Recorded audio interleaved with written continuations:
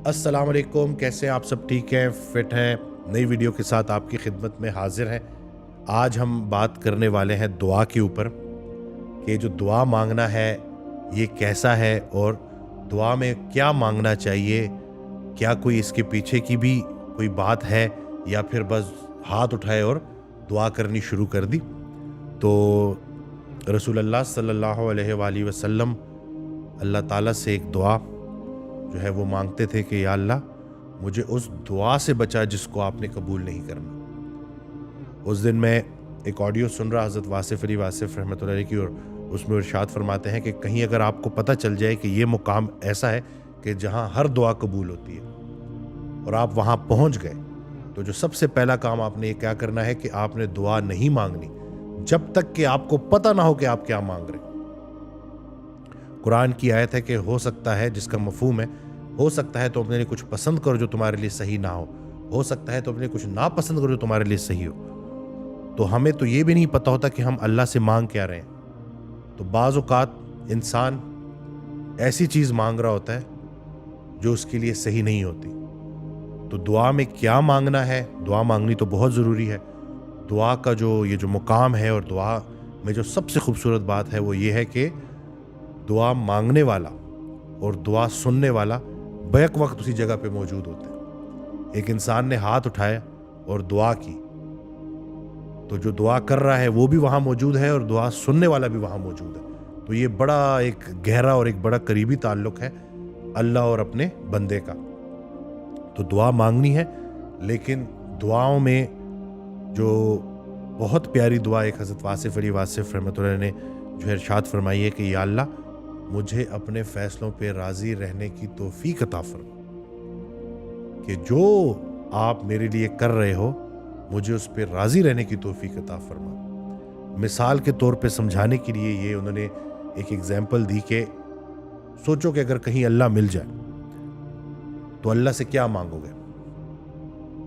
अल्लाह पूछे कि बताओ क्या चाहिए, तो ऐसा ना करना कि एक लंबी लिस्ट अल्लाह को दे देना कि अल्लाह ये काम भी पेंडिंग है, ये काम भी पेंडिंग है, ये चीज़ भी चाहिए, ये चीज़ भी चाहिए, दुनिया मांगना ना शुरू कर देना।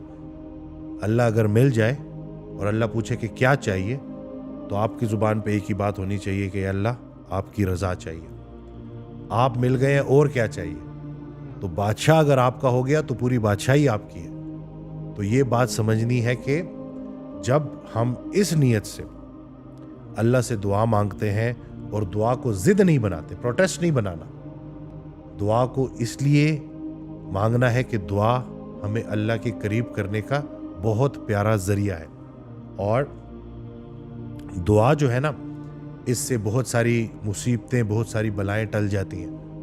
तो इसको उस तरीके से लेके चलना है, उस तरीके से दुआ मांगनी है कि जिसमें आपको क्लैरिटी हो कि जो आप अल्लाह से मांग रहे हैं वो आपके हक में बेहतर है, नहीं तो खामोश रहना ही बेहतर है। और एक और दुआ हज़रत वासिफ़ अली वासिफ़ रहमतुल्लाह ने बड़ी प्यारी दुआ जो है वो बयान फरमाई है कि या अल्लाह जो आपने मुझे देना है वो बिन मांगे दे दे, और जो आपने नहीं देना उसके मांगने की तौफीक भी ना दे।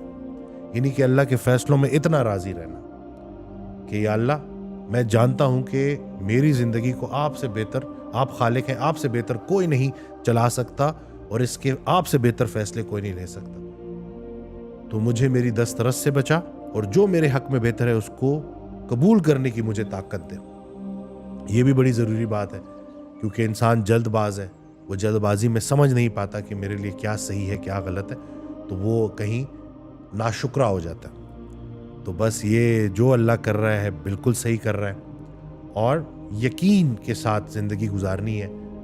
दुआओं को ज़िद नहीं बनाना, दुआ ज़रिया है अल्लाह के करीब होने का। तो इन दोनों बातों में फ़र्क है कि जब भी मांगो तो दुनिया में भी नेकी मांगो और आखिरत में भी उस नेकी को देखने की तौफीक मांगो कि या अल्लाह जो दुनिया में आपने मुझे नेकी करने का मौका दिया उस नेकी का अजर मैं आखिरत में भी चाहता हूँ। जो एक दुआ हम हर नमाज में मांगते हैं कि दुनिया में भी नेकी अता फरमा और आखिरत में भी, तो उसका मकसद यही है कि हमारी नेकियां, हमारी मेहनतें रायगा ना हो। जितनी भी हम मेहनतें, कोशिशें कर रहे हैं वो इस दुनिया के लिए नहीं है, वो आखिरत के लिए है, तो वहाँ पे उनको मकबूल फरमा। تو میں امید کرتا ہوں کہ اس ویڈیو سے آپ کو فائدہ ہوا ہوگا. چینل سبسکرائب کرنا نہ بھولیے گا. دعاؤں میں یاد رکھیے گا. اللہ حافظ.